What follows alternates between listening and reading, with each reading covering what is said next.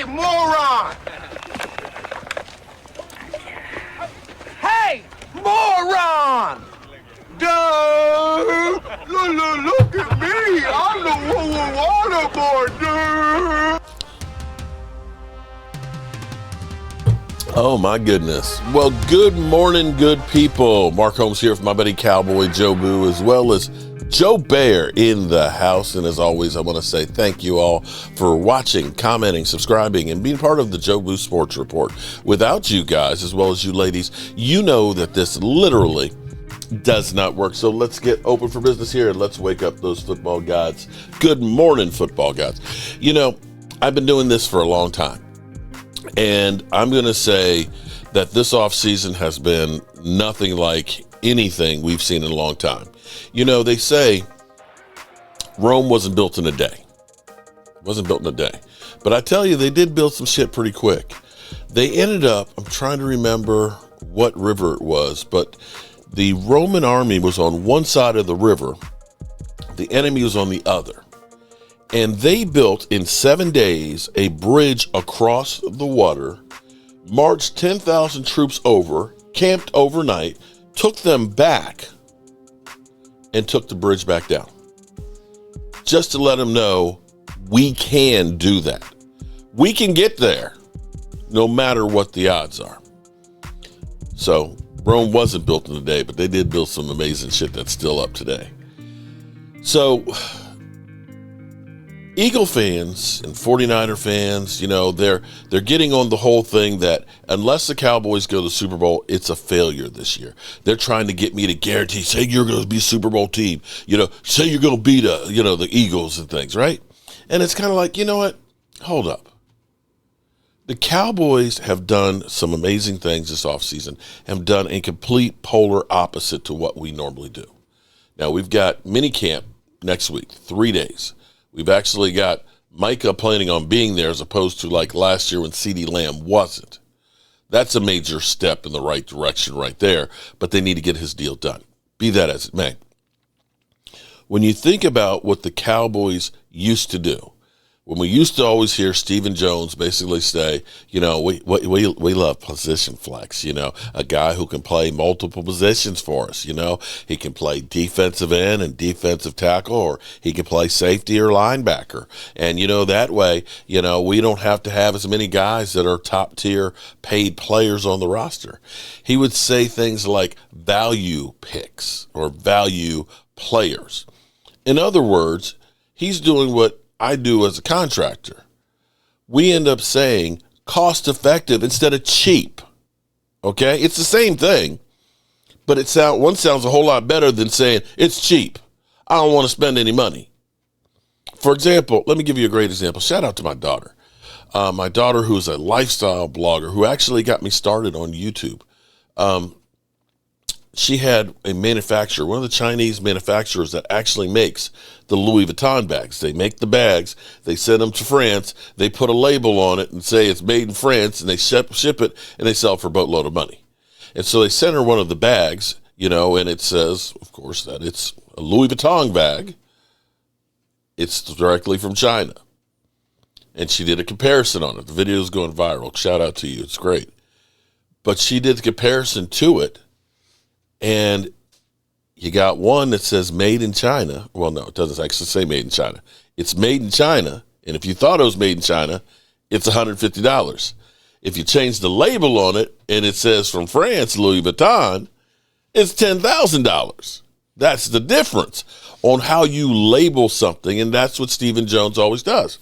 You know, he doesn't want to spend a lot of money for free agents because, of course, you're paying great money for good players.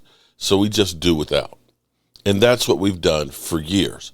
And I don't think that Cowboy fans appreciate how much work has been done and how many of these players are actually seemingly looking pretty good. Guys like Jack Sanborn, linebacker from Chicago. Matt Everfluss brought him here with him. And he seems to be playing really, really well. As well as a lot of the other ones, Javonte Williams. And even Miles Sanders is looking like he's got a little bounce in his step. And probably after being in Carolina for the last 2 years, after leaving the Eagles, being with a great team to an ass team, he's probably about excited to say, here's my opportunity to shine and be in the limelight, and he's rejuvenated. These aren't the kind of moves that we were making in the past. And I want to remind you how anemic the shit is we used to do. Let's go back a few years ago. This is the worst Dallas Cowboys offseason of the century, Mac? Yeah. Name me one. Yeah, I was thinking about this yesterday, Kevin, and I can't think of a headline. I can't think of we're almost at 4 months in, right? We're almost at April. And I went back to January 1. Think about this. Think about how negative it's all been. Yeah. And I God bless the Cowboys. I know you guys are the flagship. They let you guys say whatever you want to say. For my 3 years there's only one time, Sean, that they said, yeah, don't ask that question. Everything else, it's been fair game. Yeah. Not everybody does that. We saw with the Washington Commanders. Yes. Their flagship station saying, oh, thank God we can talk about the Commanders now. No, they're Yeah. no longer affiliated with them. Right. So, but I looked at really, when I looked at just like a day-by-day timeline, they beat the Eagles on January 8th. They lost 2 out of their 3 games, right? They blamed the officials for basically 2 of the 3 losses, which is terrible. Dak Prescott sits there and endorses fans throwing junk at officials after the San Francisco game. Damn. He has to come out and apologize. You've got a PR director who retires. No big deal. 2 weeks later, there's this horrible story about him being accused of voyeurism, which he denied. Yep. But the Cowboys have to throw a $2.5 million check at 4 cheerleaders. Dak Prescott has another surgery. The Cowboys trade a wide receiver that they used the number 1 pick on back in 2018 in exchange for a 5th because the coaching staff doesn't like him, right? Then they give all this money to a guy who tore his ACL on January 2nd. Michael Gallup's not going to be ready for camp, right?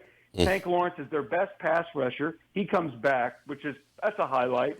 Jerry Jones gets named in a, Springer-like lawsuit. Randy Gregory, whom the Cowboys stuck by despite the fact that he had done nothing for them for years, gives them the middle finger, right, on a flip. Then they've got to cut Lyle Collins because the coaching staff didn't like him. But they kept their punter. Seriously. Mac, why is Stephen Jones the Alan Greenspan of the NFL? That's a great one-liner, by the way. Thank you very much. Because it's so – we see all these teams talk about we're in cap hell, and then they go out and they trade for Tyreek Hill or they make these giant moves and add this big contract. I know the salary cap is a real thing, and, I've talked to Stephen Jones, whom I like a lot, and he has come to admit and embrace the idea if you're going into free agency, that means you're overspending on that player because you made a big mistake 2 or 3 years ago. Mm-hmm. Okay, that's fine. That's sound philosophy. Yeah. And are you getting any better? The Dallas Cowboys today on March 25th, are they any better today, Sean? No than way. They were on. Okay. And no one, not even the biggest Homer fan. I mean, not even Mickey Spagnuolo would make that kid. Mickey might. Mickey might, but he'd try. Yeah, he would try. But I don't think anyone would. That's literally a typical Dallas Cowboys offseason right there. Right there. That's typically what goes through. We end up getting rid of an Amari Cooper, of course, or, we end up, getting rid of a Tony Pollard or we would just let players go and not replace them. And so now we have to really be thankful. I'm not saying that it's going to lead to a Super Bowl or an NFC title game this year, but having activity to go and get better is a first. We haven't heard the Stephen Jones-isms of, value add or, we believe in our own guys or save a piece of the pie. We haven't heard any of those things. We haven't heard them negotiating the contracts via public opinion. They got Osa and Digazua done. They went out. They made some real trades, bringing in George Pickens and things, going through and getting player after player after player. And people always think that it's not a big name player that then they're ass. But a lot of times it's those guys that you don't know that come in, or those players that are on your roster that they look at and they say, this guy's ready to take over. We have completely rebuilt our offensive line to the point where Terrence Steele is the elder statesman at 27. We got a young stud right now, Cooper Beebe, who, is probably going to be the best center we've had since Travis Frederick. You got Tyler Booker, who seems to be even-keeled and ain't scared of shit, who's coming in as a rookie to take Zach Martin's place. We'll see what we've got with Tyler Guyton, but I think Terrence Steele's going to turn things around. Guyton, as Lisa's saying, the right thing. And Tyler Smith, he's a stud. If these guys can continue their ascension, you're looking at having a great offensive line going forward. And that's the driver that the Dallas Cowboys have not had, consistently, really, since about 2018. From the time Travis Frederick got Hillian-Barr syndrome. That was the beginning of the end of our offensive line's dominance. And we have to get that back. And if we get that back, it makes everything else on the offense that much better. And now having a second weapon with George Pickens, guys, this is as big as bringing in Amari Cooper with a 4th-round pick with a dirt cheap contract. These things are huge.